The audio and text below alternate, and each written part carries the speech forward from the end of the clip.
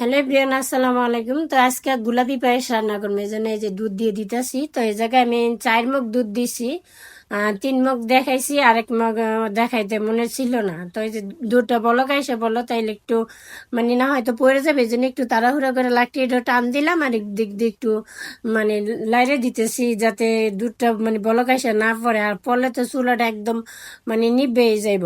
তার পোলার চালটা আগের থেকে ধুয়ে রাখছি, ধুইয়া যে পানি ওরকম ভাবে জড়াই নাই, তো দিয়ে দিলাম। যেতটুকু পরিমাণ মতো লাগে ঠিক অতটুকু দিছি। এটা কোনো নিজে আন্দাজ করে দিছি, কোনো মাপার কোনো কিছু না। শুধু 2টা তেজপাতা আর এসে যা 4টা এলাচ। আমি এর মধ্যে কোনো কিশমিশও দিব না। তাছাড়া হয়েছে যে নারিকেল, বাদাম বা কাজু বাদাম কোনো কিচ্ছু দিব না। শুধু দিলাম যে এই যে বিটরুট। এইভাবে কিন্তু ইচ্ছা করলে আপনারা গোলাপি পায়েস রান্না করে খাইতে পারেন। তা আমি এটা মানে নতুন একটা নাম দিচ্ছি যে গোলাপি পায়েস।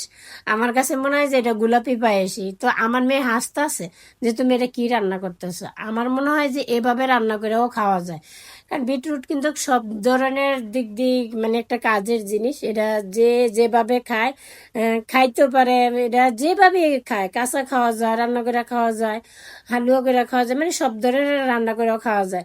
তো এই জন্য আমি পায়েস রান্না করে খাইলাম। আর এটা মানে শুকাইয়া রোদ্রে শুকাইয়া গুঁড়া করে তারপরে মানে রাইখা দিছি। এটা সারা বছর ধরে খাওয়া যাইব। তো বয়মের মধ্যে রাখা আছে।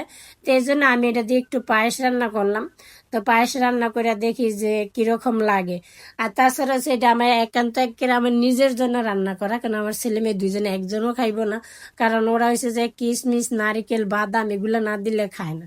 তা আমার আবার ওগুলা পছন্দ না, আমার একদমই ভালো লাগে না। যে পায়েসে খাইতেছি মাঝে হয়তো একটা কাজু বাদাম বা নারিকেল কামড়ে পড়লো, ওই আমার কাছে ভালো লাগে না। আমার সাদা মাটা খাইতে পছন্দ। তো এই জন্য আমি নিজের জন্য আজকে রান্না করলাম গোলাপি পায়েস। এটা আমার দেওয়া নাম, সত্যি কথা, গোলাপি পায়েস। তো এভাবে আসলে কি ওই কালারটাও একদম সুন্দর লাগতেছে। আমি জানি না মানে ভিডিওতে কিরকম লাগে, বাস্তবে কালারটা এত সুন্দর লাগতেছে। যখন দিছি একবারে মানে গাঢ় কালারও না, আবার একবারে হালকাও না, মানে কালারটা এত সুন্দর আইছে। রান্না করার পরও অনেক সুন্দর আইছে। তো মোটামুটি আমার কিন্তু প্রায় আমি দেখলাম যে চালটা একবারে ফুটে গেছে। এই যে নামাই নিলাম, কিছুক্ষণ জাল দিছি, জাল দেওয়ার পরে যে নামাই নিলাম, একবারে ঘন হয়ে গেছে। আর কালারটা মাসাল্লাহ অনেক সুন্দর হয়েছে।